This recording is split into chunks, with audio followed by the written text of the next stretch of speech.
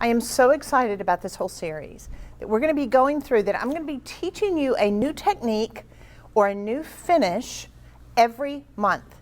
We're going to go over the history of it just a little bit. I'm going to walk you through step by step on how to recreate the looks that I have here.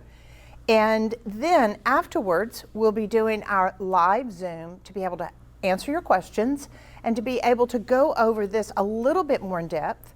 We'll follow up with that where we will send you the supply list, everything you're going to need to be able to recreate this technique, as well as the step outs in a handwritten form. That will allow you to be able to watch this again and again, as well as be able to read the step by step.